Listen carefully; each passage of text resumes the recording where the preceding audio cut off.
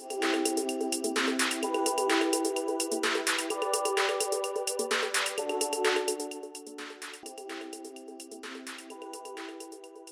thank you so much for being here for this last Visiting Artist lecture for the Spring 2025 semester through the collaboration with the Cleve Carney Gallery and the Art, Architecture, Photography, and Interior Design departments. My name is Heidi Metcalf. I'm a faculty member in Interior Design, and I am so glad that you're here because I get to introduce you to Joseph Altshuler today.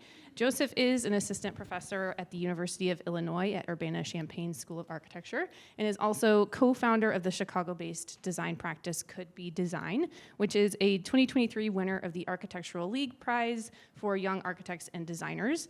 And their practice has work that's been featured at Exhibit Columbus, the Chicago Architecture Biennial, Miami Art Week, Detroit Month of Design, the Milwaukee Art Museum, the Elmhurst Art Museum, so they've been around. But their work explores architecture and design's capacity to build lively audiences, initiate serious play, and amplify participation in civic life. The practice ultimately positions architecture as an active character in the world, enacting a built environment full of vibrant color, shapely form, and intimate encounters. And if you explore their work at all, you will definitely find a refreshingly playful and approachable catalog of spaces, graphics, exhibitions, and speculations, which is really fun. Joseph also practices as a curator of contemporary architecture.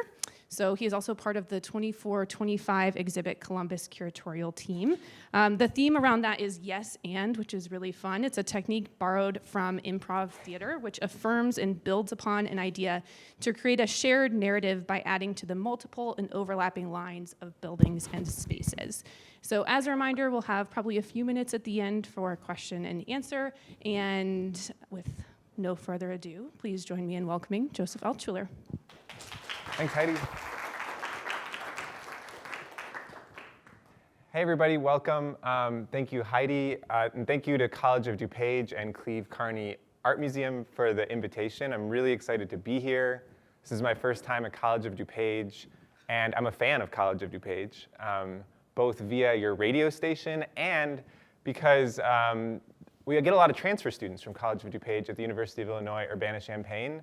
And I really mean this genuinely when I say all of my favorite students, not that I have favorites, but all of my favorite students have come from College of DuPage. So I'm really excited to see how you do your magic here and to meet you all. So thanks for inviting me.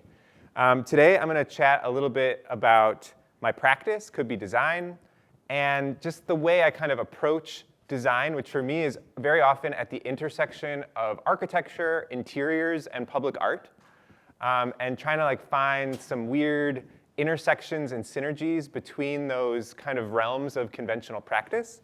I also just want to say in advance that all the work that you're going to see today is always work that's done in collaboration. First and foremost with my partner, Zach, my partner in practice, with whom I kind of share a brain. We're kind of one brain, two bodies. But also because many of our projects, all of our projects, involve community partners. And we really approach design and kind of partnering with both clients and nonprofit organizations as an opportunity for co-creative agency. And so all the projects that you see today, there's multiple hands, multiple minds, and just multiple actors that bring them to life. And so I want to always just dispel the myth before starting a lecture like this that you're seeing the work of myself, because you're seeing the work of a team. And I think that's also the future of architecture and interior design is one that's really moving away from any kind of star system or celebrity that runs things. And it's a team effort. And try to embody that ethos. The lecture today is called Public Displays of Affection because for a variety of reasons, but we're going to talk about love today, which for me, and as a young architecture student 20-some years ago, and even still today, is a word that I rarely see in the study of architecture or in the so-called discourse or disciplinary texts of architecture and interiors. Love is a word that doesn't come up enough, which makes me sad. And I want to think about today, again, through the lens of my practice, but also just how we approach design, how we can embed love and affection into the acts that we do. And of course, like on one hand, love is about how we express love to one another as humans. But there are two other, let's say, vectors of love and affection that this little sort of silly image of a model we made maybe tries to manifest, which is that there's also the possibility of love between humans and the built environment, and even the possibility of love between components of the built environment and other components of the built environment. So there's love between humans and humans, love between humans and the built environment, and love between the built environment and the built environment, which is maybe the weirder strand of that we'll get into. But I think our practice attempts to expand all of the gradations of relationships, of participation and engagement that are possible. When I was a freshman, when I was a first-year architecture student, on like the first day of class, there was a lecture, and they put up a slide that looked kind of like this, although it had a different font and different colors, and it was in Latin.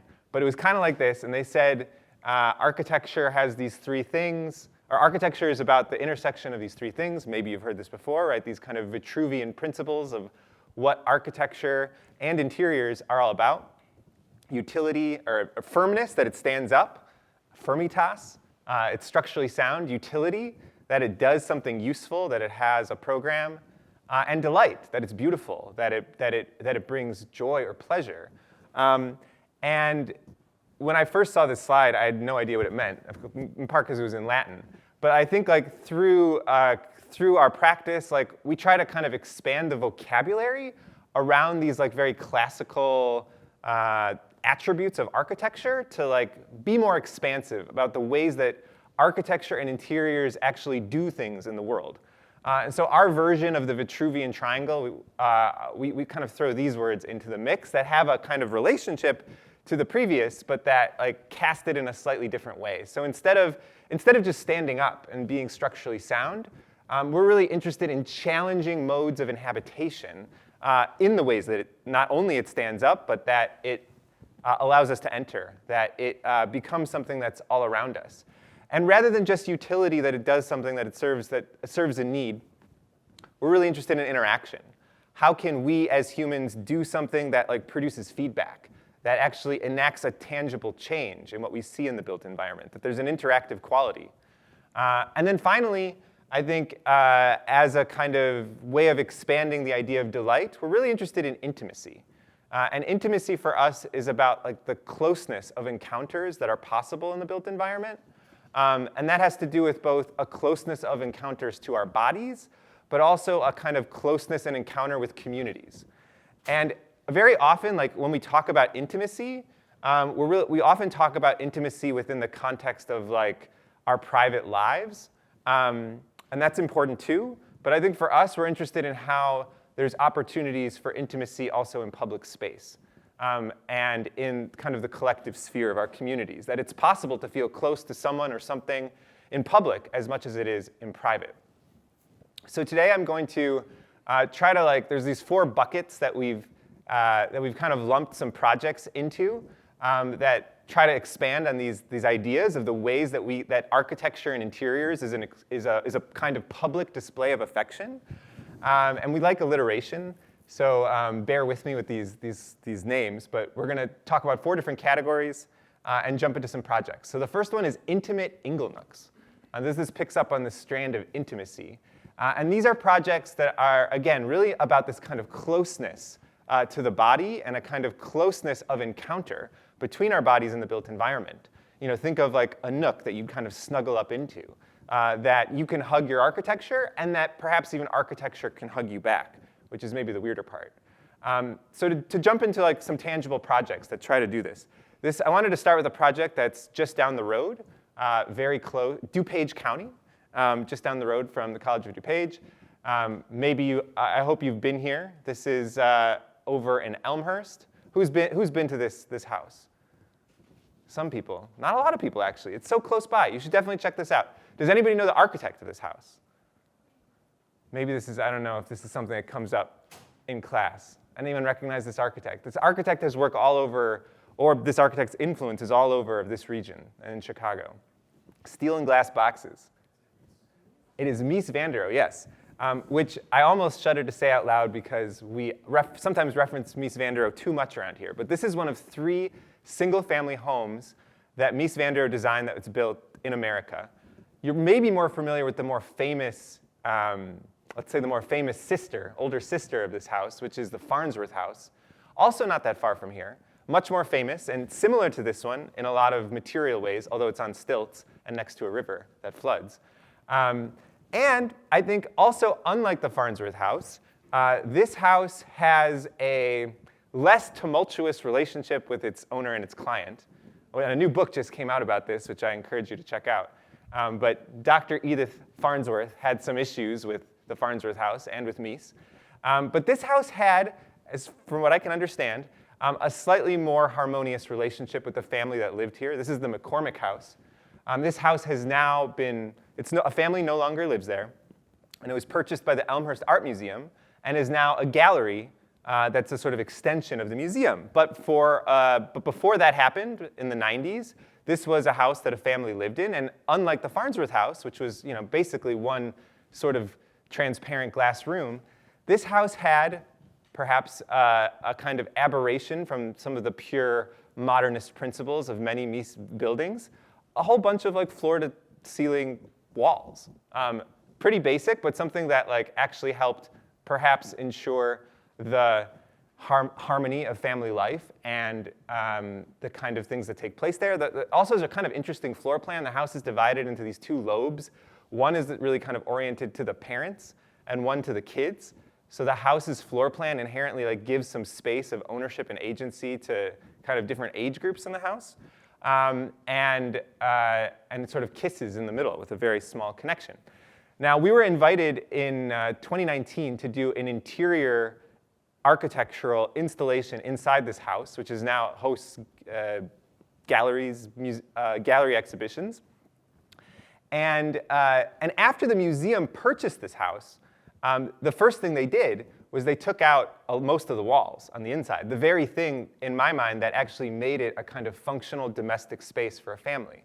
So when we were invited to do an installation in this house, we were interested in kind of reenacting or calling attention to some of the features of the original floor plan that had been erased in the house's conversion into a museum. And of course, this is a precious architectural gem that's protected by various kind of historic preservation efforts.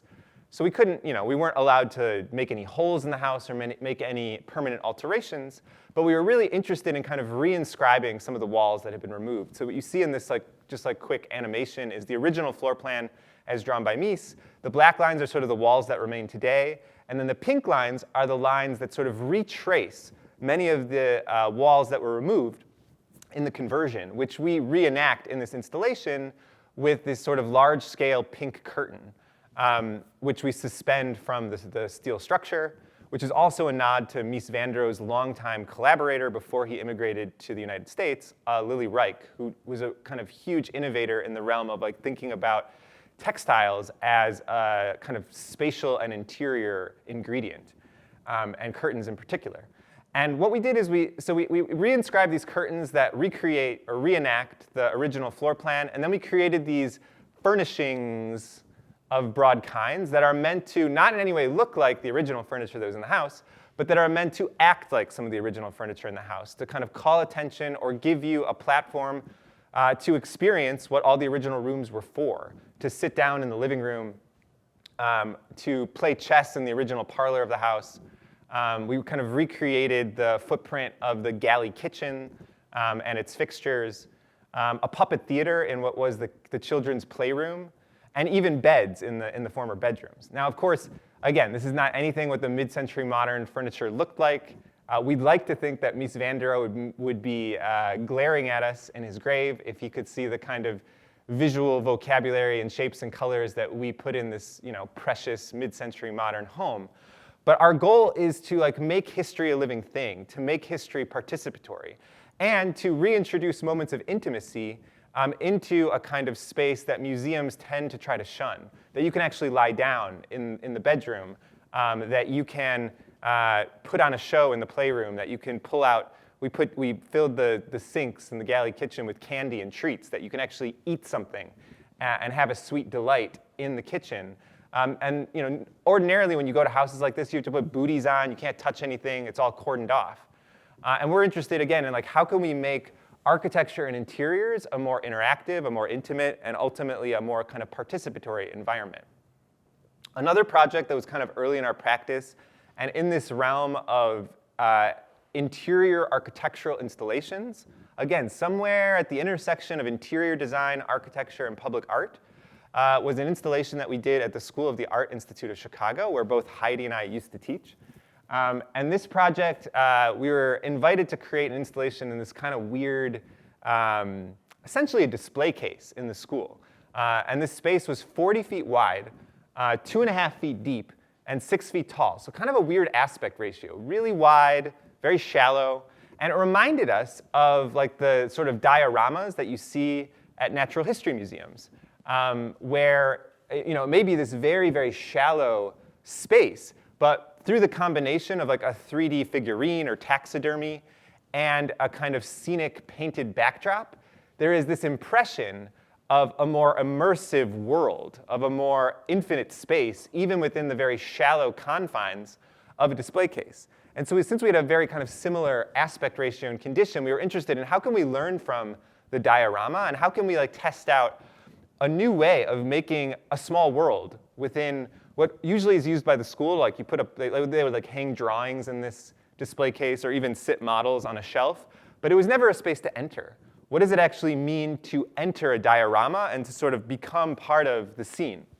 So this is what the project looked like. Again, it's like 40 feet wide, but only 2 feet deep and 6 feet tall. And this is in a hallway, just like in a kind of public space and corridor in the School of the Art Institute. You kind of get off the elevator and you see this, but you kind of walk back and forth.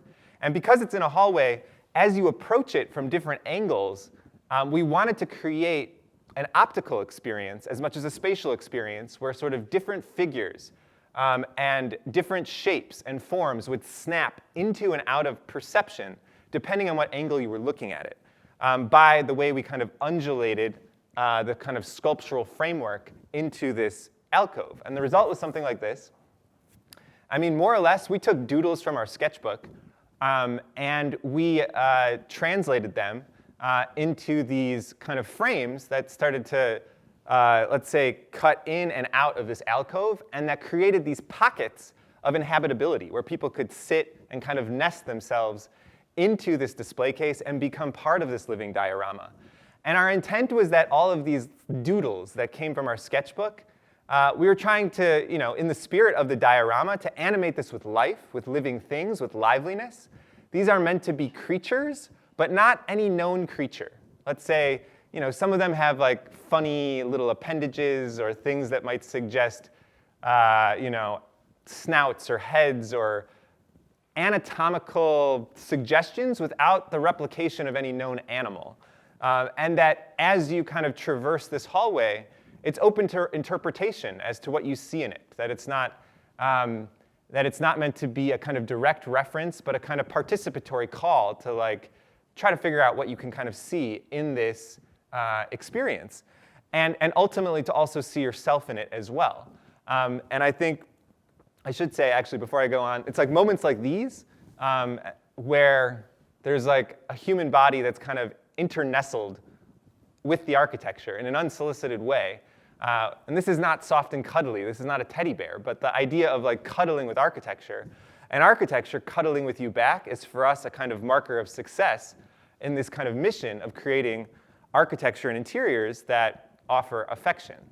Now, this doesn't just happen in installations. We try to do this also in more client-driven projects that are a little, little bit more outside of the like purely like art installation realm.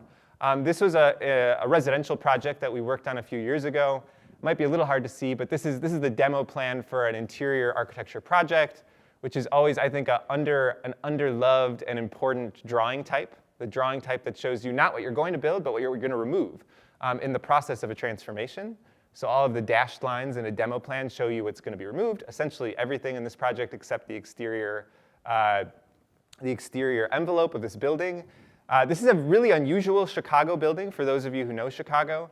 This is a 2-flat, so it's a 2-unit residential building, Most two-flats in Chicago are on top of each other vertically, but this is a side-by-side two-flat, and a really weird building footprint for Chicago, which is, in most parts of the city, a fairly oppressive grid of a very specific aspect ratio.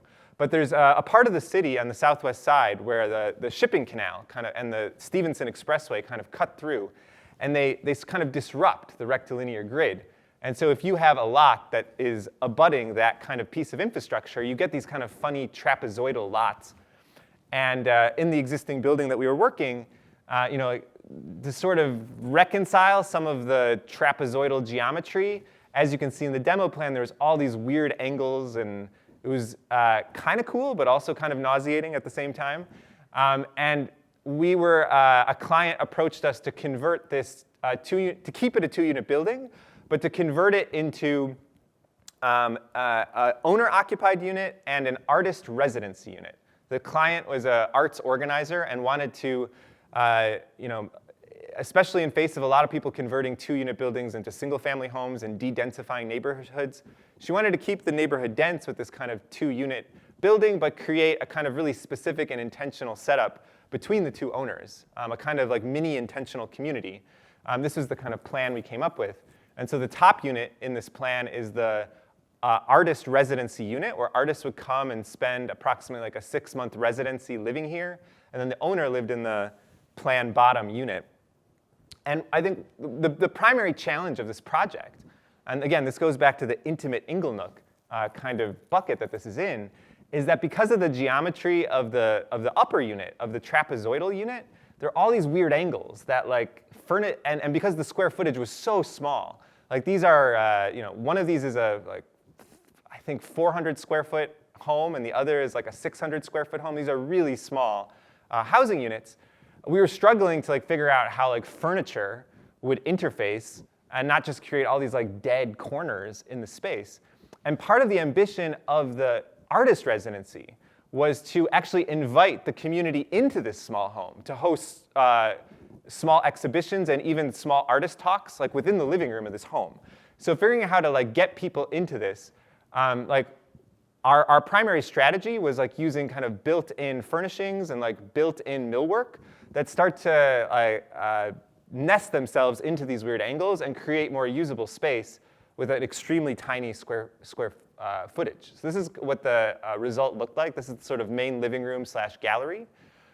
We like raised the ceiling a little bit and then kind of struck this line with paint and an art rail. So there could be like a little breathing space in such a small room where there's not necessarily art everywhere, but there's this kind of level of exhibition that happens just above your head. You can see a little bit of that. And the sort of where it pinches down to a corner. The sort of study doubles as a library, and again, because the square footage is so small, we like designed these sort of custom built-ins that could fold in and out to accommodate when there's like small events in here versus individual work time. The kitchen doubles as a demo kitchen, so the island becomes like a place where people can gather around and be part of a culinary experience. And I think like at every turn, like we kind of turn to like shapely apertures to create these, I guess I would say, these kind of cartoonish cutouts into the fabric of everyday life as both a way of making connections between different parts of the small house without just making it an open plan, but also like through these cutouts of like reminding ourselves, as much as all of the communities that gather in spaces like these, that architecture and interior design is at the end of the day a practice of the imagination. We are, and there's something I think about let's say the cartoonish cutout that reminds us that this is ultimately a material manifestation of the imagination and the other worlds that are possible in here, as much as it is an assembly of drywall and bricks and mortar. The exterior of this funny little side-by-side two-flat becomes a kind of mini landscape where we rewilded the parkway between the sidewalk and the street and inserted this funny little free seed library character that offers seeds of native species for other neighbors in the neighborhood to sort of follow suit and rewild their own parkway, small, very, very tiny but impactful sort of stretches of green space that don't have to be lawn that has to be mowed, and that ultimately becomes a kind of companion to the house and a kind of agent of welcoming for other kinds of events and things that activate the sidewalk. All right, so that brings us to the second category of kind of practice I wanted to talk to today, which we call haptic happenings. So in this category, I think I want to explore and suggest and remind that like architecture and interior design has so much capacity to activate all of our senses, the full kind of gradation of human senses and interactions, and that through the kind of intentional qualities through which we program, through which we activate built form, that we have an opportunity that we shouldn't throw away, that architecture and interiors isn't just about specifying materials and deciding where walls go, but it's also about really thinking about the content and the interactions that are possible in and around them.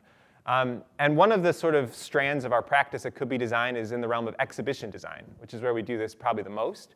And for us, like thinking about exhibitions is as much about thinking about the space and the form as it is about the content and the interactions. This was an exhibition that we recently designed at the Chicago Architecture Center. This is in downtown Chicago, in their main gallery space. This is an exhibition called The Loop as Lab. It was, we were not the curators, we were the exhibition designers, but the exhibition was a kind of exploration of post-pandemic opportunities in downtown business districts like the Chicago Loop, and kind of imagining different adaptive reuse scenarios for the now kind of glut of available office space since the kind of turn to remote working. And in this exhibition, we wanted to think about how an exhibition space could be one where you can kind of chart your own course, where you don't have to follow a kind of linear narrative, but there's a kind of opportunity for crisscrossing and an opportunity for making a gallery in and of itself a kind of civic gathering space. So just as much as the exhibition was exploring the future of civic spaces, we wanted to make the gallery itself a kind of civic forum, a space to gather and a space to have debate. And a kind of central part of the design is this floor graphic, which is meant to kind of encourage this crisscrossing and to provide a kind of geometric center to a gallery that didn't have one on its own. And the graphics, which is I think an ongoing interest in our work, the relationship between graphics and architecture and interiors, is inspired by a number of things, but maybe most directly it's inspired by the Campidoglio, the piazza in Rome, which in turn inspired the interior floor pattern of the James R. Thompson Center, which is currently being renovated and is now owned by Google. Who's been to the Thompson Center before in downtown Chicago? Good, a lot of people, right? Thompson Center is, in my opinion, one of the most amazing interior public spaces in the city. I am happy that the building is not being demolished as it was slated to be, but slightly uneasy about what its transformation might be now that it's in private hands. But this floor graphic, sort of has this history and of course its local relevance of like defining a civic center, of defining, in the case of the Thompson Center, the DMV and the post office and all of the kind of routine, mundane aspects of how we engage in civic life. And one that we, as mundane as those activities might be, this kind of spectacularness of being in that atrium was one that we wanted to transport into this exhibition. And the result looks something like this. And the exhibition has these kind of 4 kiosks that kind of radiate around that central floor graphic, each one that ties into a specific curatorial theme of the show and that offers a specific mode of interaction, a specific haptic happening. In one corner, you can, there's this kind of growing station that tells a story about the Wild Mile in Chicago, and you can kind of dissect different layers of ecology by pulling out these kind of section drawings. Another one of the kiosks is kind of simple and straightforward. It's the stoop. You can sit, you can have a conversation, and kind of embedded into it is also like a series of ballots that ask visitors and residents questions about the future of zoning and adaptive reuse, and that is a kind of direct Dropbox to the Department of Planning and Development. Probably my favorite of the kiosks was a mini Thompson Center itself. Again, for those of you who know the Thompson Center, a kind of dollhouse of the Thompson Center, where the atrium in the center becomes a space you can actually inhabit and enter, and that also is a kind of voting experience where you put a little ping pong ball in a slot and you can vote for how you want to see the building adaptively reused or open to the public, and where the shelves become a kind of space where kind of different models of that future reside. And then finally, a kind of 16-foot tall periscope that reconnects you with the Chicago River, which is like 3 stories down from this gallery, and that's otherwise invisible and kind of blocked by infrastructure, but through a kind of optical experience reconnects you with the river that ultimately is the connector and lifeblood of the city. Another kind of curatorial and exhibition kind of effort that like really tries to interrogate how architecture can be something that is, again, not only a space, not only a shelter over our heads, but also a kind of call to action and a kind of happening, is a festival that I co-founded in Chicago's North Lawndale neighborhood, which is on the west side of Chicago. It is a festival that's ongoing. It happens every fall. But beyond being a festival, it's also a kind of framework for community development. And I'm going to show you a little bit of a video that'll give you a taste of what this is. Maybe. Yeah. Oh. We're setting up for the Chicago Sukkah Design Festival. It happens each fall here in Chicago's North Lawndale neighborhood.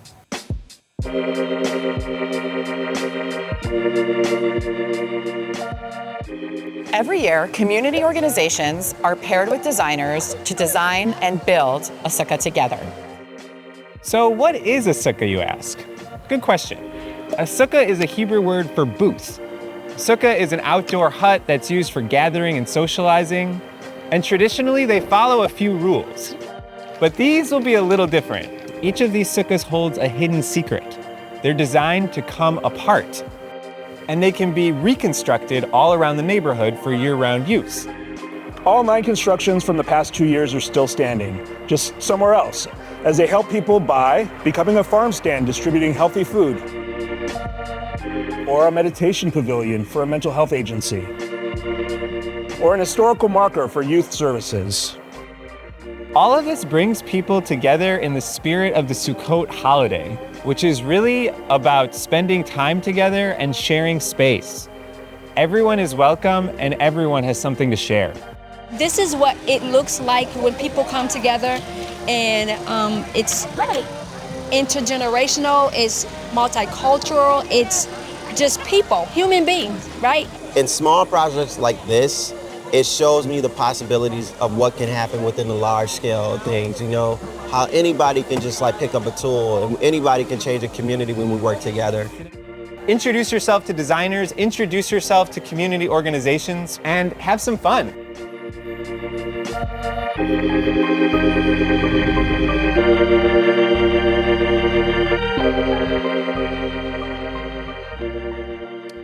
So pardon the slightly cheesy video, but I do think it's helpful to sort of see what's happening on the ground. Really at the center of this project is a premise that that architecture and community development is one that happens always with communities, never for communities, and that puts architects and community organizations on an equal footing sort of alongside each other. It's called a festival, but it really is a kind of annual cycle where every year in June we played matchmaker and we put together teams of architects and community organizations in North Lawndale that have never heard of each other before. We teach them a little bit about the history of this custom that we're borrowing from a Jewish holiday, but that in the context of this neighborhood is sort of meant to be interpreted anew, of building these outdoor structures. In Jewish culture, like Jewish families will build, and I grew up doing this as a kid, we build these little sort of mini rooms in our backyards, and during this like week-long fall holiday, for this like 1 week of the year, suddenly your private property, your backyard, is transformed into a public space. And you're supposed to invite all your neighbors over and like eat meals in these little huts and sort of celebrate the harvest in the season. And so the premise of this festival is to make that custom, like to kind of move it beyond just a religious practice and into something that can be a platform for community building and community development. So we set up these teams, we teach them a little bit about this custom, invite them to interpret it anew. And the premise is that while all of these structures open together at a single festival ground location, after the festival is over, each structure gets deinstalled, relocated, and permanently installed at the headquarters of a community organization that participated in its design to serve some kind of program need that they have. And we've done this for 3 years now, and so we're creating this sort of constellation around the neighborhood where you can see these structures and where they continue to serve the organization's mission-driven activities in a variety of different ways. And this is sort of what it looks like when they're all together and they're open to the public at first before they get dispersed and relocated. And part of the project is also developing the grounds of the festival itself as a kind of new public plaza for the neighborhood, and one that can support other kinds of programs throughout the year beyond this particular festival, including a farmer's market, a gospel festival, and movies in the park. And I'm not going to go into the detail of all the different structures, but they all have a really specific purpose, from being a produce stand to being a book nook for an after-school program, a meditation pavilion for a trauma-informed care agency, a tool library, a recycling repository, a stoop for a hospital, and so on. So that brings us to our third of the kind of 4 strategies I wanted to offer you today, the third strategy being gregarious graphics. So the kind of, in this category, our practice is really interested in how graphics in the built environment can do more than provide information, be more than simply wayfinding. I think traditionally that's what graphics often, that's usually the function that they're allotted in a building. They become a sign that tell us the maximum occupancy. They tell, a sign that tell us where to exit, or in a more ambitious way, things that provide wayfinding and information around a building or an interior. But we're really interested in how graphics can do more than provide information, how graphics can be infrastructures in cities that provide crosswalks or that kind of challenge our relationship to the public realm, or even when graphics can become a kind of world of their own, when graphics can be thought of something that's not just two-dimensional, that's on a wall, but something that can become a kind of interior landmark that has a kind of memorable, iconic quality that gives an identity to an institution. A kind of a quick example of that is a project we did at our home university, the University of Illinois, Urbana-Champaign. This is called the Animate Arcade. And in this project, this is inside the Siebel Center for Design at the University of Illinois, which is this kind of sparkly new building by a fancy architect.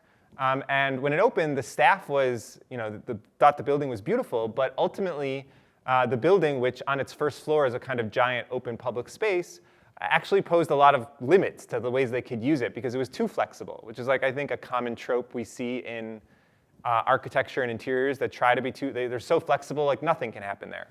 And so they wanted to think about how installations within the interior could start to provide pockets of programming, landmarks, and otherwise provide some missing functions that, let's say, the innate architecture didn't provide, from an entry desk to a kind of gateway arch, to a kind of backdrop for talks and performances that happen on the sort of trendy bleacher stairs, to a kind of kiosk for information and exhibitions.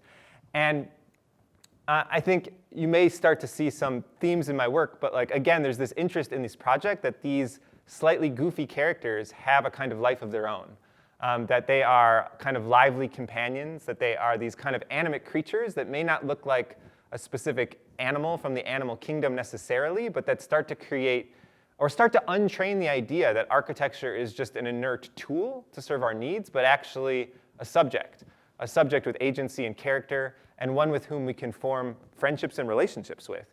And this is kind of a weird idea sometimes, especially for institutions to get their head around, and we often turn to short films and animations as a kind of representational tool to kind of tell stories about our work, so both before and after the fact, and to reach new audiences in what our work is trying to communicate. So this is an example of one of these films. We often collaborate with filmmakers and kind of work together to imagine short animated stories that bring our projects to life. This one got a little bit weird though. But this was originally inspired by sort of the segments you would see on Sesame Street. It got a little kinkier though.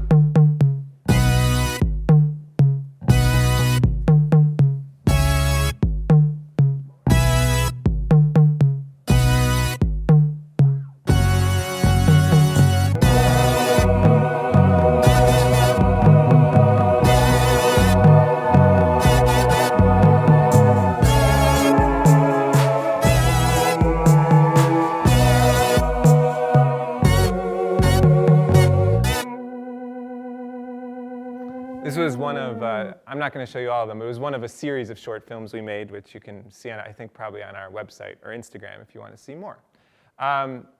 So another project in this realm of graphics, and again, this is a more like kind of client-driven project in the kind of interior design realm, is a project we did for a brewery in the Albany Park neighborhood of Chicago.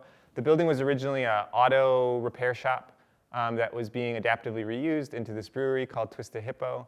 And the project, like many projects like this, there was kind of a big cavernous interior, and there was a desire to keep that interior open, but at the same time, we wanted to kind of break down the specificity of different zones of that interior and to create kind of more specific, let's say, little worlds that each had different qualities. And so instead of putting up walls and doors, we really turned to graphics. And again, this is us like literally taping on the ground and making stencils to paint in on the floor that we then kind of epoxied over, but like creating graphics on architectural surfaces that, beyond providing information, create a kind of spatial, a broader sense of space, a broader sense of character, a broader sense of atmosphere. This is what the project looked like. And some of them are absolutely within the realm of wayfinding. They direct you, if you're a little tipsy, where to get a drink or pay your bartender. And others of them are more open-ended and that create these kind of zones of qualities, and that sometimes those graphics sort of extrude themselves and become three-dimensional, as is the case with this kind of acoustic cloud it's a little hard to see, but it's sort of hovering over a stage. That's sort of the hub of open mic night, and also that has a kind of banquette built into it for a more intimate conversation with a companion that would be otherwise echoey and hard to hear. And sometimes, whether it's effervescing bubbles over where they actually brew the beer, or whether it's kind of like really small, but we hope like impactful moves in sort of customizing furniture, we're always looking for opportunities to like infuse these moments of color, of graphic, of joy, and ultimately of participation. All right, so we're getting there. I want to make sure we leave time for questions. This is the fourth and final of the sort of strategies of affection I want to offer you today. The fourth one is called lively locomotion. So, whether we're paying attention or not, architecture and interiors are always in motion, sometimes in small and invisible ways, whether it's the change in just like a live load flowing through a structural column and a structural beam, or whether it's opening a door or window, whether it's air blowing through an HVAC unit. Like, buildings are there's always something in motion, whether we pay attention to it or not. And a kind of Western understanding of architecture and interiors would lead us to believe that the more static a building is, the better. Certainly a structural failure is one where a building's structure is moving. But moreover, that like a building or interior that has a permanence is a kind of virtue to aspire to. And we want to kind of challenge that notion and actually exaggerate and call our attention to the many ways in which buildings move, the many ways that buildings are always in motion, which I think when it comes to a definition of life, and if part of our mission of like putting more affection into the world is actually to convince you all, as much as people who don't study or have a background in design, that buildings are alive and capable of forming relationships with, one of the most surefire ways that we identify life and relationships is something that moves. It's certainly something that our biology textbooks would tell us. And so very often in our projects, we try to find ways of actually exaggerating the movement of architecture to unlearn the idea that architecture is fixed, to unlearn the idea that architecture is stationary, and to kind of embrace a lively quality of relationship building. We love seesaws. We love kind of moments that already are exaggerated in the built environment that do this and that remind us of this. And we early in our practice, we made these kind of animated architectural drawings of these kind of fanciful seesaws. And we named them. This is Peekaboo Priscilla. It's a seesaw for on-again, off-again relationships where you can alternately see or not see your human partner. This is Sideways Seymour. This is a seesaw for introverts where you can, through some careful tushy wiggles, you can actually seesaw without another human. This is Rebound Rodney. This is a seesaw for multitaskers. You can practice your hoop game at the same time as your seesaw. And this is Thermal Thelma. This is a part seesaw, part hot tub, or as I like to say, a sea spa, where swimsuits are optional. So like this is I'm going to skip this, but like this is something we're trying to not just make as a fun animation, but something we want to enact in the world. This is the last project I'll show today. This is the Carousel for Companionship. This is a project in Columbus, Indiana, that was part of their Architecture Biennial, but that ultimately became a more permanent public space in the city. And like the seesaws, we have, I think, a strategy of borrowing some familiar forms from playgrounds and from aspects of the built environment that we think are already good at fostering these kinds of modes of playful interaction that we're interested in, but bringing them outside of strictly the realm of play with a capital P or things that are for kids exclusively, and to imagine them as part of, let's say, a social infrastructure for a kind of civic life. And that's what this project is all about. It's this rotating platform that on one hand is a kind of stage or performance venue that activates an underutilized city lot in downtown Columbus, but that also becomes a kind of interactive apparatus for viewing the city. The project is inspired by the kind of famous modernist architecture that's within a kind of half-mile radius of the site, and many of which is viewable from the site. We kind of sampled, like a DJ would, we sampled sort of silhouettes and forms from kind of famous mid-century modernist buildings nearby, and then brought them together in this carousel, as if they're all kind of characters huddling together around this circle that has a kind of adjacency to a street that's sometimes closed for public events. This was the site, we had to select a site, which is a very hard task when you're an architect. But this is the site we selected as we found it. It's kind of one of these, like, it's like you'd find it in I feel like in a children's book where it's like, how many shapes are in this picture? We were just like tantalized by the cascading parapet and the triangular soffit and the rounded corner and the diagrid pavement. And yet it's all painted beige, as if to disappear. And this is like, the backside of a building, or, don't look there, there's nothing there. And so we took it as our calling to like bring some of these, let's say, underappreciated but integral parts of the public realm to life.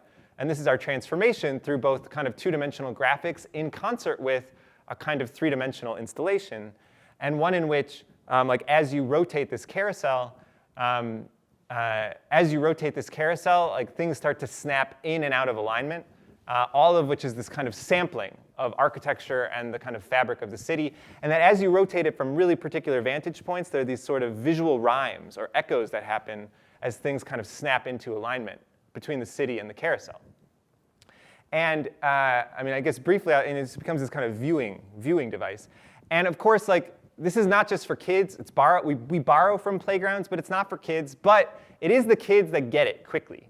And we found that like adults were very timid around this thing at first, and it was the children that really kind of rose to the occasion to bring it to life and to kind of gather your friends and like create the kind of cooperation that's actually required to get this thing moving, because it doesn't move as fast or as easy as a playground equipment. So very final thing I want to say is I wrote a book about everything I'm talking about today, which I would be remiss not to say I brought here and is available if anyone would like to purchase. The book is called Creatures Are Stirring, A Guide to Architectural Companionship.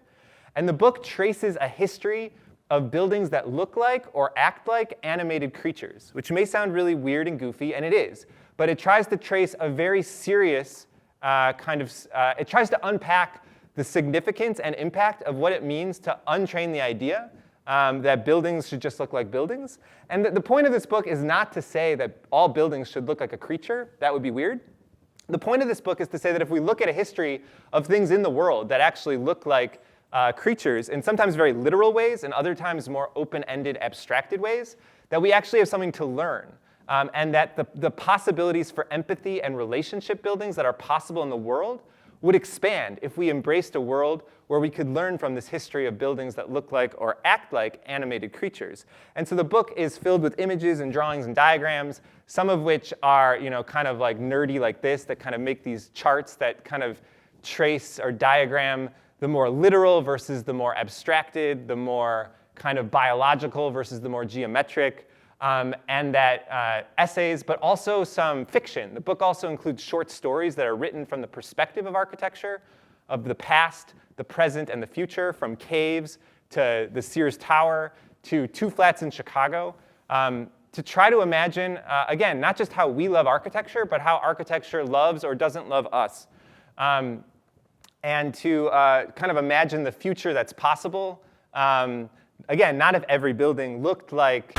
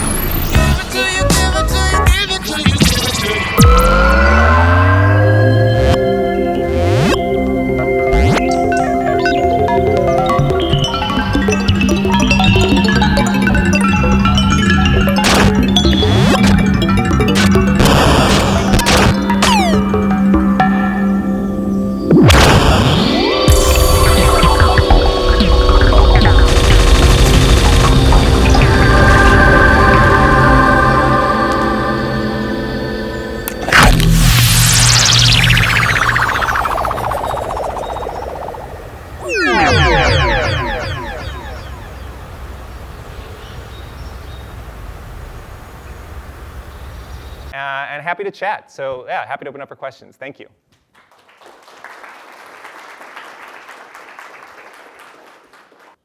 Yes, please. So a lot of your examples were like more like smaller exemplars of your idea. Yeah.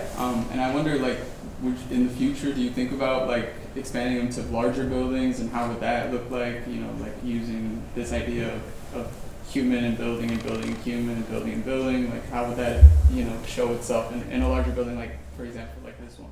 Where, Yeah. like I think that's a great question because, and I think at the core of it, I think there's a couple of things at the core of it. One is that when we can, I think when we can conceptualize a building or an installation in its entirety, that it's easier to begin to conceptualize or reconceptualize it as a sort of discrete being.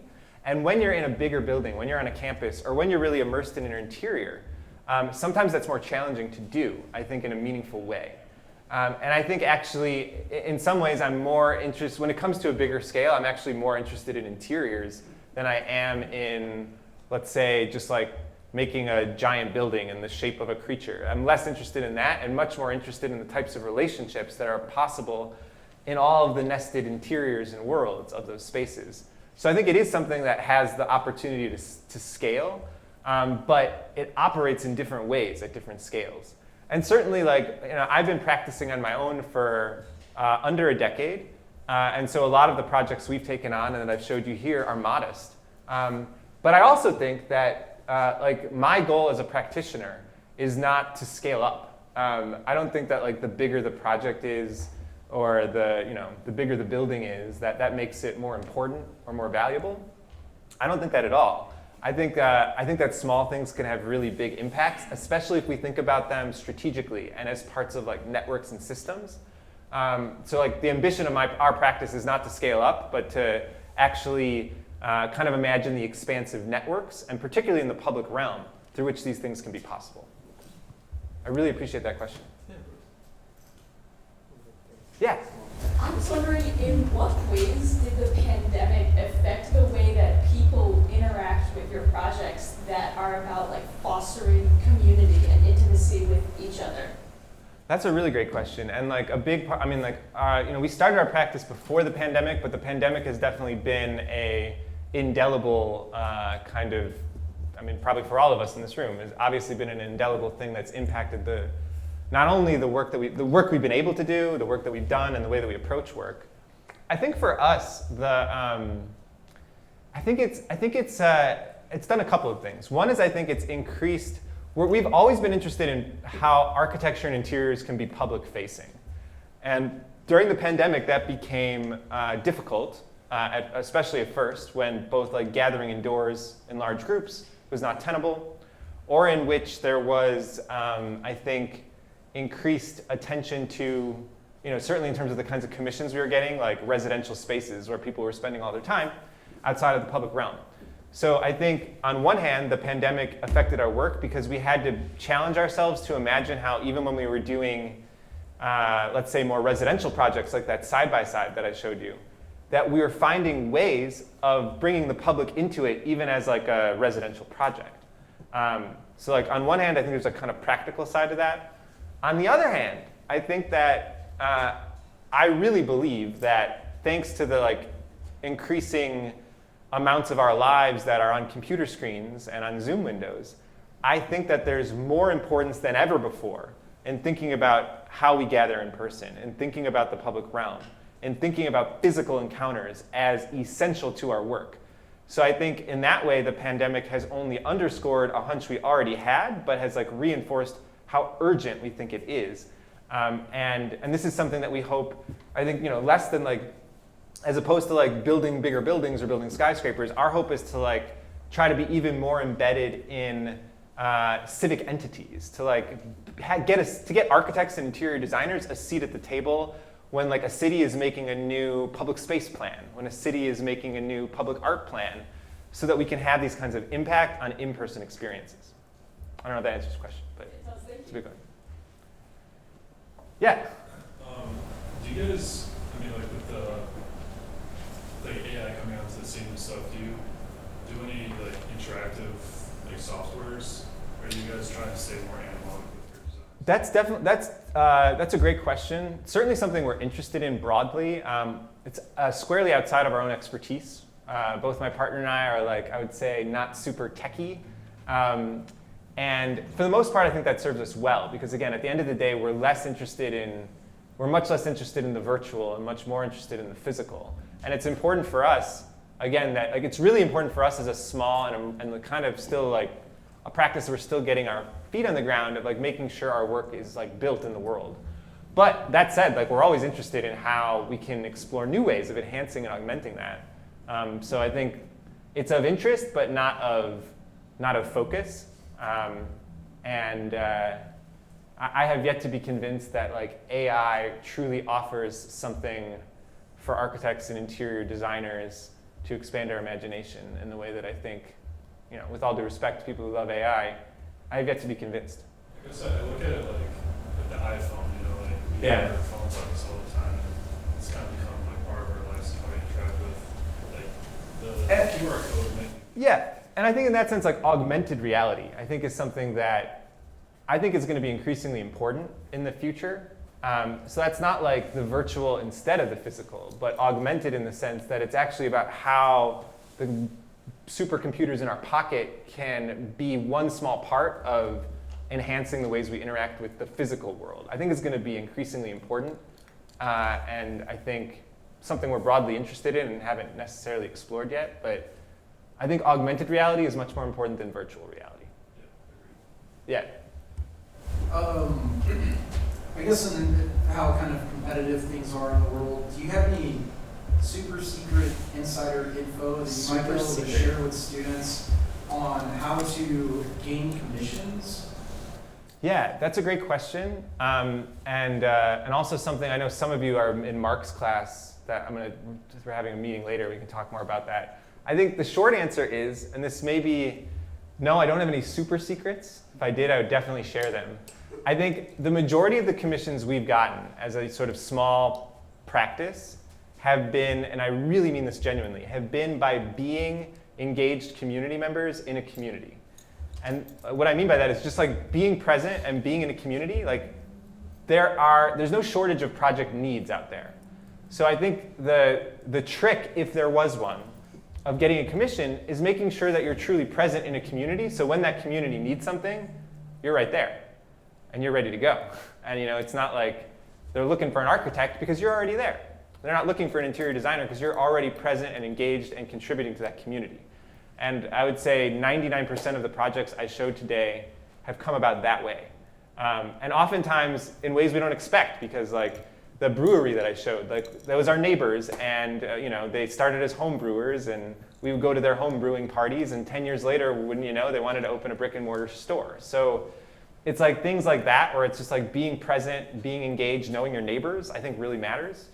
Some of the projects we do submit to like competitive requests for proposals, and we don't do straight up competitions, but just as we don't believe that's a good use of our time, but we do respond to sometimes like competitive RFQs and things where it's less about being, where it's, you're sort of competing against others too. But happy to talk more about that afterwards. Yeah. I have 2 questions. Yes. The first one is that I think that it's really a statement, really, that I think it's so beautiful that you were saying that you try to like incorporate love into your projects. Yeah. And I think that's such a beautiful message. And I just want to know how you like don't get crushed by cynicism, like how you maintain the inspiration and the joy. And my second question is, I see that pink seems to be like a favorite color, and what is Well, we got orange up here. But, all right, 2 great questions. So the first one is that, frankly, we do sometimes get crushed by things that are happening in the world. Especially recently, we are very often crushed by things. And I think for us, thinking about the power of joy and also the power of humor, something I didn't talk so much about today is the role of humor in architecture and interior design. But I think for us, those are both coping mechanisms and strategies for actually combating the kind of oppressive and violent, frankly, like structures and systems and governments and administrations that we see in the world. So don't let the joy of my projects fool you that we don't often feel very crushed inside and sometimes cynical. We try to avoid, I think, being cynical, which is to say that I think cynicism is different from just straight up depression, which I think is maybe more how I sometimes feel. Cynicism is slightly different in that it's that rather than just being sad or upset, it's that there is a kind of misalignment of intent with some of those realities. And so we try to avoid getting stuck in that rut. But I think, frankly, like thinking, reinforcing the power of joy, reinforcing the power of pleasure, reinforcing the power of humor, all of these kind of aspects of levity and love that, again, aren't like always explicitly talked about in the context of like an academic architectural class or certainly professional practice. I don't see like, the AIA like putting out a white paper about love. Like I think it's like incumbent upon us as a practice to make that an ingredient that doesn't get lost in some of the things that are happening in the world. And to your question about color, that's a longer conversation. We certainly have certain color affinities that come up sometimes here or there. I think more importantly than any specific color or specific hue, a nice water bottle, by the way, I think that we're interested in how the juicy, the vibrant, the saturated colors that are very often absent from the Midwestern architectural landscape through which we find ourselves, indeed this room, are strategies for us to create new entry points. I guess in simplest terms, it's a contrast so that people know they can engage in a different way, that they can suspend their disbelief from the fabric of everyday life and jump into something new. And there are parts of the world where it would be very different because there are some parts of the world that are filled with color. The Midwestern America is not one of them. And so I think we are in some ways reacting to that. And yeah, we have certain affinities too, just things we like that sometimes recur, but we also try to challenge. Yeah? A lot of your work is focused on bringing people together within the space. And if I go into another building, like the Farnsworth House, and I stand in the center of it, and I'm completely disassociated with Earth, I'm floating. So in that respect, I'm taken out of the world, I'm moved away from it. Do you find both spaces equally valuable? Sometimes people just don't, they want that privacy, they want that. Absolutely. And again, like I am, totally. Like there are so many different gradations of space, of emotion, of being, of emotional needs that the world requires. I think the danger of like these kinds of talks is that I'm not in any way trying to suggest that I think everything in the world should look like the projects I'm showing, or that, again, that everything should be a creature. But rather that I think there's certain gaps that I see in the world that are missing. And it's not that it should replace or be ubiquitous, but that I think the reason we started this practice was that we could insert something in the world that we weren't seeing enough of. And that doesn't mean it should replace spaces of privacy, spaces of being alone, spaces of introspective reflection or things like that. Not at all. But it's trying to sort of like insert something that we think is missing and not replace other things. We're probably at time. Again, I would be remiss not to say, if anyone wants a signed copy of a book, personally signed, that can happen. I'd love to bring less books home with me. And it's super great. I look forward to, I'm going to be around today and also tomorrow. I'm going to be in a few classes, so don't hesitate to flag me down or continue the conversation. Really excited to meet you all. Let me know if you want to buy a book. Thank you.